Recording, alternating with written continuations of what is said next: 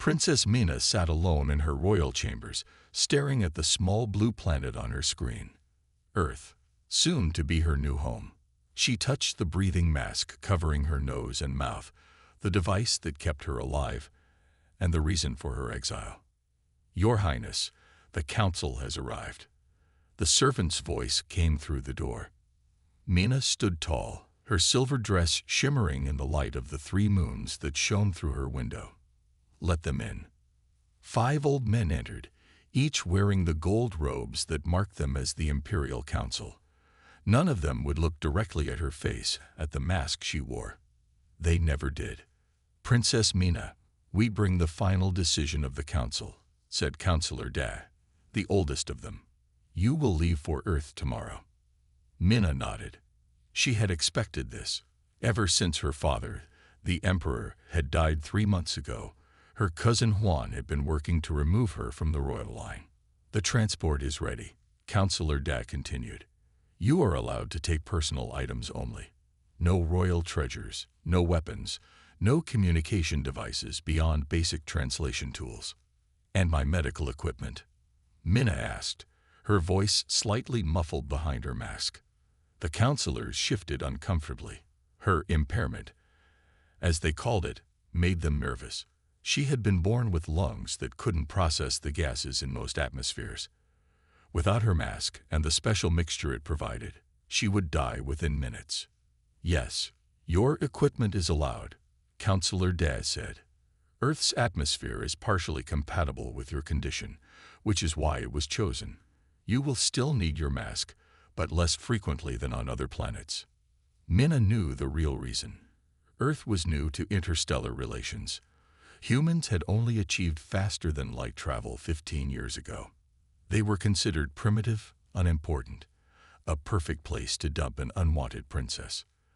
"The official story," said a younger counselor, "is that you are a diplomatic gift to the humans, a royal advisor to help them understand galactic politics." Mina almost laughed. "And the unofficial story, that the royal bloodline cannot risk being tainted by your condition," said Councillor Da. "Your cousin, Prince Juan, has convinced many that your impairment is a sign of weakness in our people." Mina turned to look out her window at the capital city below. Tall silver towers reached toward the stars, homes to millions of her people who now rejected her.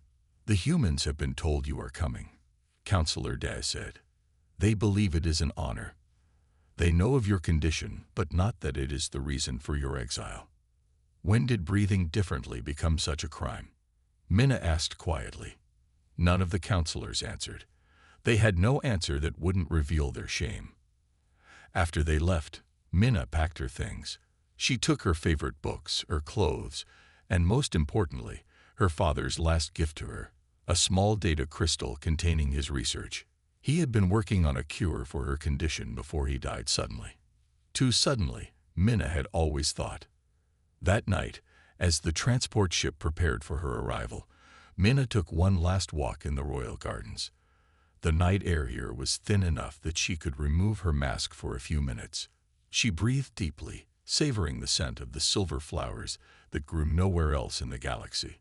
"I'll return," she whispered to the stars above. "This is not the end." The next morning, as the transport lifted off, Mina watched her home planet shrink until it was just another star in the vast blackness. Her mask hummed softly, keeping her alive. Earth waited, a blue dot growing larger with each passing hour. A new world, new people, and perhaps, though she dared not hope too much, a new beginning. The Earth Embassy in Seoul was not ready for an alien princess. People ran in all directions, cleaning floors, hanging welcome signs, and arguing about proper protocol. Ambassador June stood in the middle of the chaos, shouting orders. "Remember, this princess is an important gift from the Stellar Empire. We cannot make mistakes," he told his staff. At his side stood Ta, a young man with calm eyes and steady hands. Unlike the others, he was not rushing. He was reading about Princess Mina on his tablet. "Sir," Ta said to Ambassador June, "it says here the princess has a breathing condition. She wears a special mask. Ambassador June frowned. Yes, some kind of impairment. Try not to stare at it. The Stellar Empire representatives told me it's considered rude. Ta continued reading. It says her lungs can't process certain gases. Earth's atmosphere is better for her than her home planet, but she'll still need her equipment. Just make sure she's comfortable. Ambassador June said, not really listening. I have important trade talks to prepare for. When the ship landed at the special dock built for alien visitors, everyone lined up in neat rows. Ambassador June stood at the front, wearing his best suit. Ta stood 3 steps behind him, as protocol required. The ship's door opened with a soft hiss. 2 tall alien guards stepped out first, their silver uniforms gleaming in the sunlight. Then came Princess Mina. She was smaller than Ta had expected. Her skin had a slight purple tint, and her eyes were large and dark. But what everyone noticed was the mask covering the lower half of her face. It wasn't big or ugly as some had feared. It was a sleek silver device that curved around her nose and mouth, with small lights that pulsed gently. Ambassador June stepped forward and bowed deeply. Princess Mina, Earth welcomes you. The princess nodded. When she spoke, her voice came through a small translator at her throat. Thank you for your welcome. I look forward to learning about your world. The formal greetings continued for several minutes. Ta watched as Ambassador June's smile became more and more forced. The princess was supposed to be a symbol of the Empire's respect for Earth, but Ta could see that Ambassador June was disappointed. He had expected a perfect, impressive alien princess, not someone with a breathing mask. After the ceremony, Ambassador June quickly excused himself. Ta will show you to your quarters and help you with anything you need, he said before hurrying away. Ta stepped forward and bowed. It's an honor to meet you, Princess. I'm Ta. Princess Mina studied him for a moment. You're not afraid to look at my face, she said. Ta blinked in surprise. Why would I be? Most people look away from my mask. Even on my home planet, people found it disturbing. I'm an engineer, Ta said with a small smile. I find it interesting, not disturbing. May I ask how it works? For the first time since her arrival, Princess Mina's eyes showed something other than formal politeness. It filters the air and adds minerals my lungs need. The design is very old. It hasn't been improved in many years. Could it be better? Ta asked as he led her toward the embassy building. Yes, but no one would help me improve it. My condition is seen as a weakness in the Empire. Tai stopped walking and turned to her. That doesn't make sense. Using technology to overcome challenges isn't weakness. It's intelligence. Princess Mina stared at him, clearly surprised. Then she said something that wasn't translated properly, followed by, "You are not what I expected from Earth." What did you expect? Tai asked. I was told humans were primitive and simple. Ta laughed. Maybe we are, in some ways. But we're also curious and adaptable. Come, let me show you to your rooms. And if you'd like, I can look at your breathing device sometime. I might have some ideas.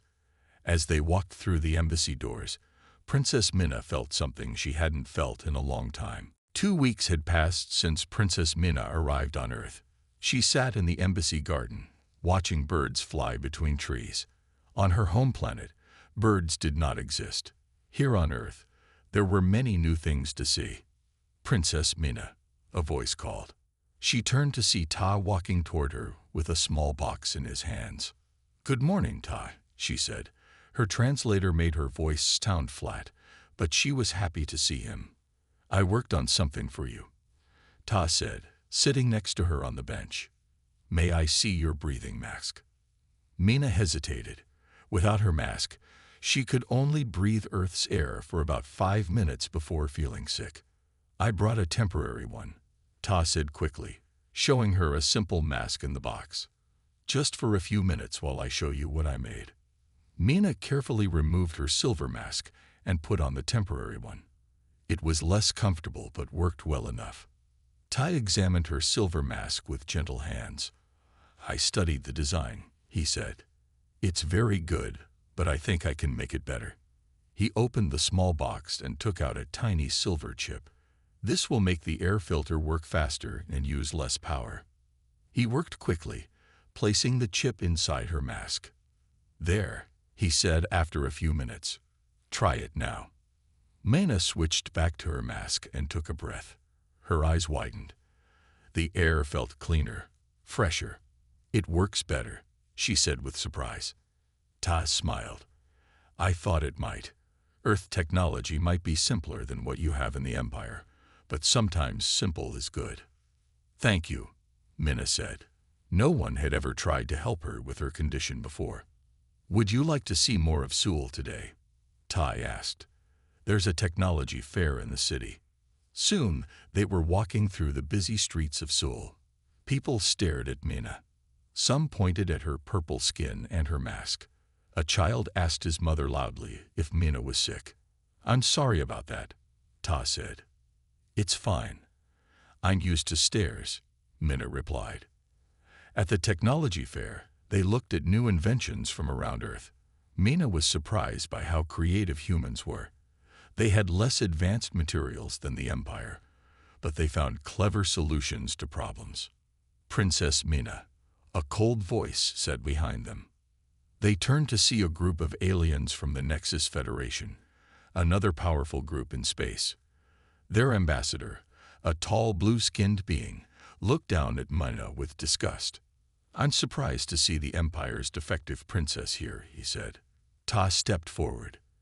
You're speaking to an honored guest of Earth. The alien ambassador laughed. Honored.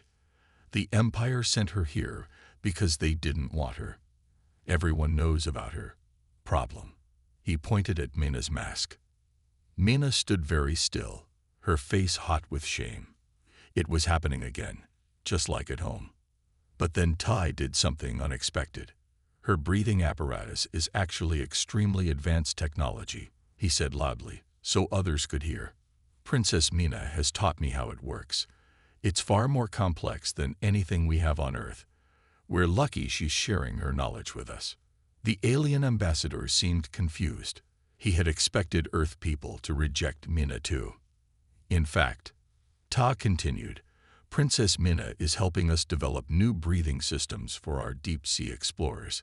Her expertise is valuable to us. This wasn't true, but Minna was too surprised to correct him. The alien ambassador left without saying more, looking uncertain. Why did you say those things? Minna asked when they were alone. They weren't true. Ta looked straight into her eyes. They could be true. Your different way of breathing isn't a weakness. It's given you knowledge that could help us. That ambassador was wrong about you, and I wanted him to know it. For the first time in her life, someone had defended her, had seen value in her difference. As they walked back toward the embassy, Minna felt something new growing inside her heart. Something she had no name for yet. A large ship from the Stellar Empire arrived at Earth 1 month after Princess Minna. 5 important officials came to the embassy for trade talks. Ambassador Jun was very excited. This was the biggest meeting Earth had ever had with the Empire. This is our chance to get advanced technology, Ambassador Jun told his staff. Be perfect. Do everything they ask. When the officials entered the meeting room, they saw Princess Minna sitting next to Ta. Their faces showed shock and anger. What is she doing here? Asked the lead official, a tall man named Gil. She should not be at this meeting. Ambassador Jun looked confused. Princess Minna is our honored guest. She has been helping us understand your culture.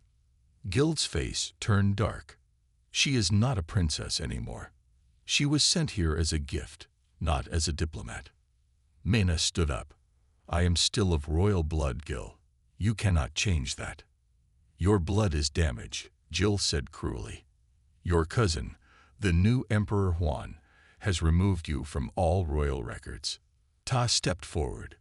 Princess Minna has been a valuable advisor to Earth. We respect her knowledge. Gil ignored Ta and spoke to Ambassador Jun. If you want this trade deal, she must not be seen in public. She must not speak for the Empire. She must be hidden away. Ambassador June looked torn. He wanted the trade deal badly. Perhaps, Princess Mina, it would be better if you... No, Tai interrupted. On Earth, we don't hide people because they're different. Ambassador June's face turned red. Ta, you forget your place. I remember my place perfectly, Ta said firmly.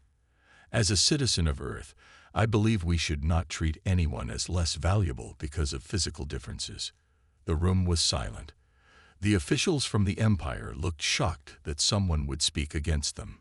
This is not about her breathing problem, Jill said. This is about respect for the Empire. Respect? Tai asked. Is it respectful to send a royal person away because she was born different? Is it respectful to ask us to hide her like a shameful secret? A younger official from the Empire named Jin was watching Ta with interest. The human makes a fair point, he said quietly. Several other young officials nodded. Gil's face showed anger. Earth must decide. Do you want our technology or not? If Princess Mina appears at any official functions, if she speaks publicly about the Empire, there will be no trade deal. Ambassador June sighed. We will discuss this and give you our answer tomorrow. After the Empire officials left, Ambassador June turned to Ta with fury. You may have ruined everything. This deal would give us ships that can travel faster than light. New medical technology. Energy systems beyond our dreams. At what cost? Mina asked softly. They are not offering fair terms. What do you mean? Ambassador June asked. I've seen the deal they're offering. They want access to Earth's water. Your oceans contain minerals rare in our part of space. What they offer in return is old technology, nothing new. Ambassador June looked surprised. How do you know this? I was educated to be empress before my father died, Mina said. I know how the Empire negotiates. They see Earth as primitive. They will take what they want and give little in return. Ta nodded. We should ask for better terms. Ambassador June shook his head. We can't risk making them angry. Ta, you are removed from these talks. And Princess Mina, I must ask you to stay in your rooms until the delegation leaves. After Ambassador June left, Ta looked at Mina. I'm sorry. He's afraid of losing this deal. Mina touched Ta's hand. No one has ever stood up for me before. Thank you. Ta smiled at her. We'll find a way through this. I promise. As they walked back to Mina's rooms, neither of them noticed a young Empire official named Jin watching them with thoughtful eyes. We shouldn't be here, Mina whispered as Tai led her into the empty embassy office late at night. Ambassador June said I should stay in my room. I need to show you something, Ta said. He looked worried. I was organizing files today and found strange documents about the trade deal. The office was dark except for the soft glow of computer screens. Ta sat down and pulled up several files.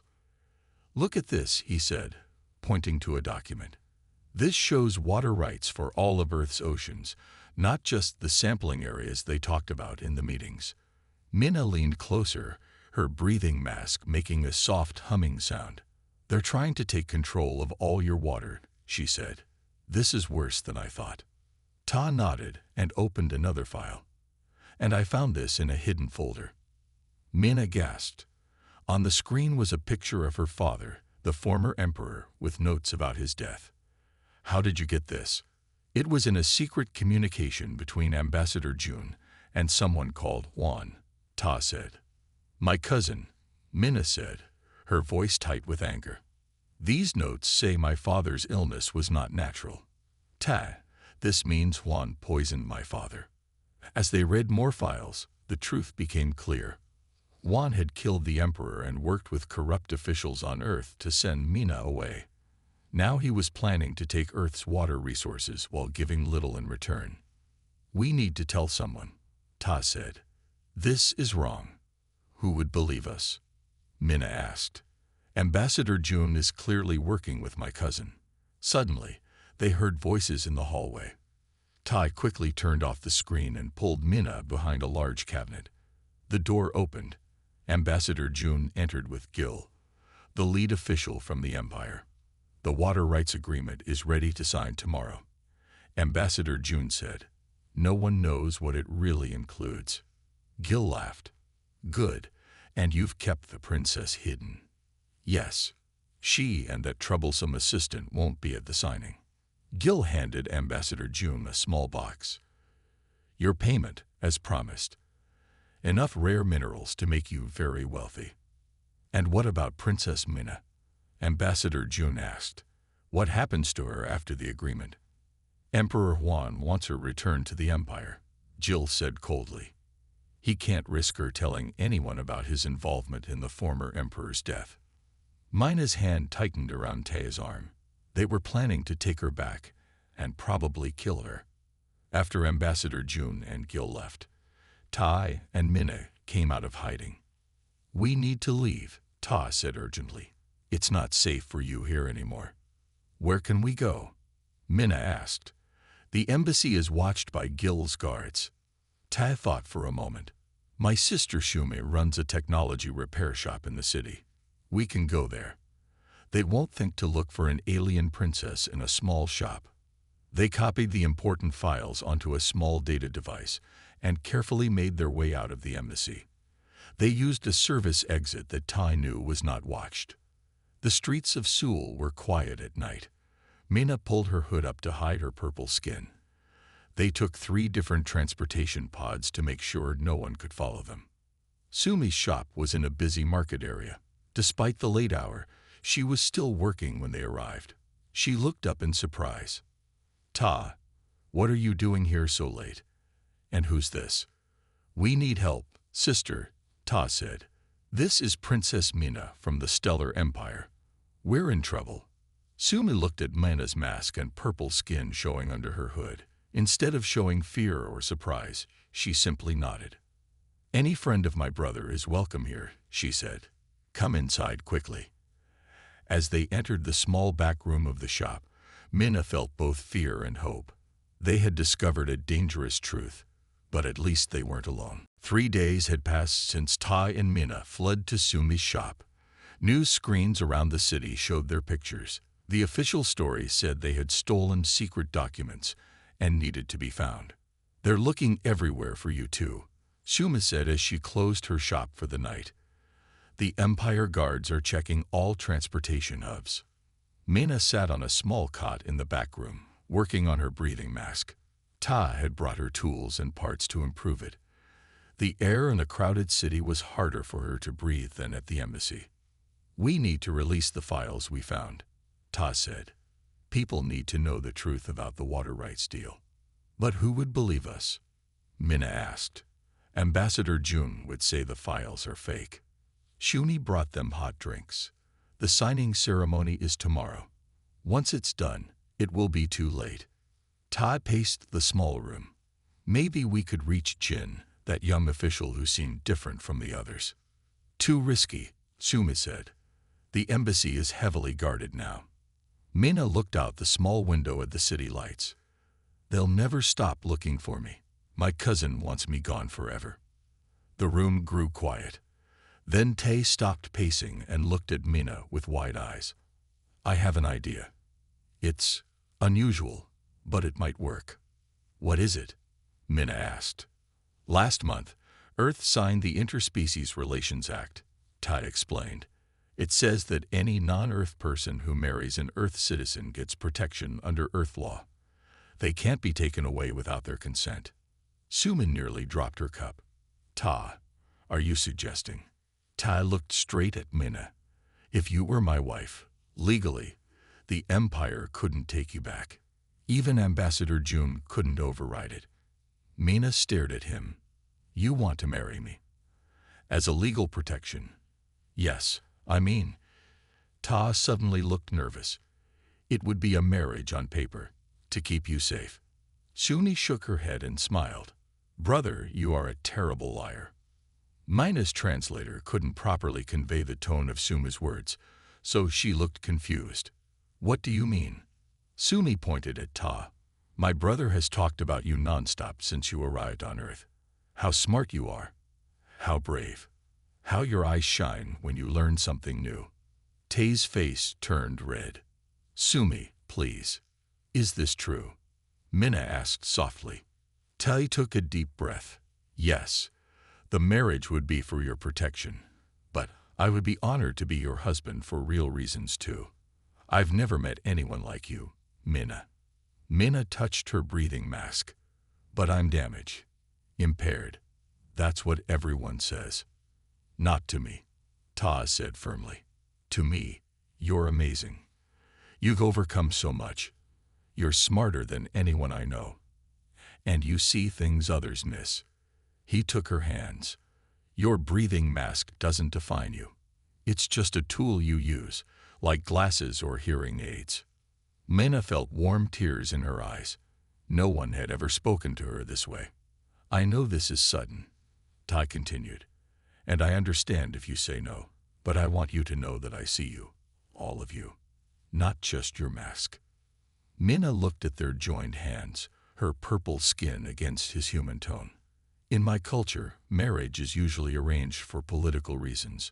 No one would ever arrange a marriage for someone with my condition. Well, I'm asking because I care about you, Ta said. The legal protection is important, but it's not the only reason. Mina was quiet for a long moment. Then she nodded. Yes, I will marry you, Ta. Sumi clapped her hands. Well, it seems I'm hosting a wedding. Let me call my friend who works at the city records office. She can help us do this quickly and quietly. As Sumi made calls, Tai and Minna looked at each other, both surprised by the turn of events. What had started as a practical solution had revealed feelings neither had been brave enough to speak aloud before. Are you sure about this? Minna whispered. Tai smiled. More sure than I've been about anything. The marriage ceremony was simple. Sumi's friend from the city records office came early in the morning. She brought the necessary papers and performed the short legal ceremony in the back room of the shop. Minna wore a small flower Sumi had given her. Ta couldn't stop smiling. By the laws of Earth, you are now married, the official said. She gave them a marriage certificate with both their names. This is registered in our system now. It's official. Sumi hugged them both. Congratulations. Now we need to get this certificate to the Earth Council before the trade signing at noon. How? Tai asked. We can't just walk into the council building. They're looking for us. Sumi smiled. I have a plan. My friend Jun works in building maintenance there. He can get us in through the service entrance. 2 hours later, they were in a maintenance hallway under the Grand Council building. They could hear voices above them where the meeting was taking place. The signing ceremony has already started, Jun whispered. They're making speeches now. Ta looked at Mina. Are you ready? Minna touched her breathing mask, making sure it was secure. Yes. Let's do this. They followed Jun up a service stairwell. He used his access card to open a door that led directly into the back of the main council chamber. The room was filled with officials from Earth and the Stellar Empire. Ambassador Jun was at the front, speaking about the historic trade agreement. This deal will bring new technology to Earth, he was saying. It is the beginning of a great friendship between our worlds. Tai and Minna walked straight down the center aisle. People turned to stare. Someone gasped. Ambassador Jun stopped speaking mid-sentence. This deal is a lie, Ta called out loudly. The Empire is trying to take control of all Earth's water. Guards moved toward them, but they reached the front of the room before anyone could stop them. What is the meaning of this? Ambassador Jun demanded. Guards, arrest them. Gil, the Empire official, pointed at Mina. Seize the princess. She is Empire property. Mina stepped forward, standing tall despite her fear. I am not property, she said clearly. Her voice carried through the room. And I have proof that this trade deal will harm Earth. Tai held up the data device with the copied files. The real agreement gives the Empire control of all Earth's oceans, not just research rights. The Earth Council members looked shocked. One of them, a woman named Hannah, stood up. Is this true? Of course not. Ambassador June said quickly. These two are criminals. They stole secret files. We took copies of the real agreement, Minna said. And we found proof that my cousin, Emperor Juan, murdered my father to take the throne. Gil's face showed anger. How dare you speak against the Emperor? Guards, take her back to our ship immediately. You cannot take her, Ta said firmly. He held up their marriage certificate. Princess Minna is now my wife under Earth law. According to the Interspecies Relations Act, she has full protection as the spouse of an Earth citizen. The room erupted in surprise. Ambassador June looked like he might faint. This marriage is not valid, Gil insisted. She was sent here as a gift to Earth, not to marry some low-level assistant. The young Empire official, Jin, stepped forward unexpectedly. Actually, no official document ever stated she was property or a gift. She was sent as a diplomatic connection between our worlds. There is nothing in our laws that prevents her from choosing a spouse. Gil turned on Jin. You dare to speak against the Emperor's wishes. I speak for the truth, Jin said. Many of us younger officials are tired of the old ways. Tired of how Princess Minna was treated because of her breathing condition. Council member Hannah took the data device from Ta. We need to review these files immediately.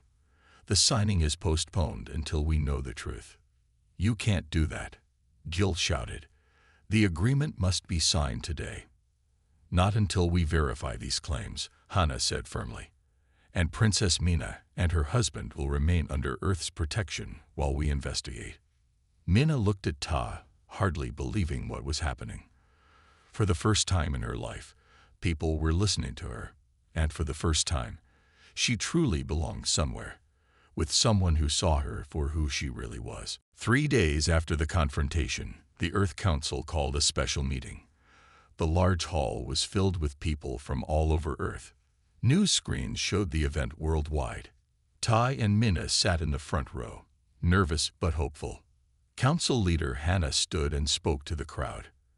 After reviewing the evidence, we have confirmed that the trade agreement contained hidden terms giving the Stellar Empire control of Earth's oceans. Ambassador June knew about these terms and accepted payment to keep them secret. The crowd gasped. On the other side of the room, Ambassador June sat with his head down, under guard. Furthermore, Hannah continued, we found proof that Emperor Juan was involved in the death of the previous emperor, Princess Minna's father. Ambassador June will face trial for his crimes against Earth. Gil and the other Empire officials sat stiffly in their chairs. Their plan had failed. The Earth Council has made 2 important decisions today, Hannah announced. First, we reject the unfair trade agreement. Second, we recognize the marriage of Princess Minna and Earth citizen Tai as legal and binding. Princess Minna is now under Earth's full protection. People in the crowd stood and cheered. Minna could hardly believe it. She had spent her life being rejected for her breathing condition, and now an entire planet was standing up for her. Gil rose from his seat, his face dark with anger. This is not over. The Stellar Empire will not accept this insult. We have ships in orbit that can destroy your cities. Hand over the princess, or face our weapons. A murmur of fear went through the crowd. Earth did not have weapons that could fight the Empire's ships. But then something unexpected happened. People began to stand up, one by one, all around the hall. We will not give her up, a woman said firmly. She has the right to choose her own life, said a man near the back. Soon hundreds of people were standing, showing their support for Minna. Todd took her hand and squeezed it gently. Gil looked confused by this show of unity. In the Empire, someone with a condition like Minna's would never receive such support. Jin stepped forward again. There will be no attack, Gil. I have contacted the younger members of the Imperial Council. They have been waiting for proof of Juan's crimes. Now they have it. What are you saying? Gil demanded. Half of our ships in orbit have declared loyalty to the reform movement, Jin explained. The rest will not fire without clear orders from a united council, which they will not get. Your threats are empty. Gil's face showed shock and rage. This is treason. No, Jin said calmly. This is progress. Many of us have been waiting for a chance to change the old cruel ways. Princess Mina's story has shown us that our treatment of those with differences must end. Council leader Hannah nodded. Earth offers friendship to the Stellar Empire, but only on terms of equality and respect. We propose a new alliance with the reform movement Jin represents. The hall erupted in cheers again. Mina looked at Tai with tears in her eyes. I never thought this could happen, she said softly.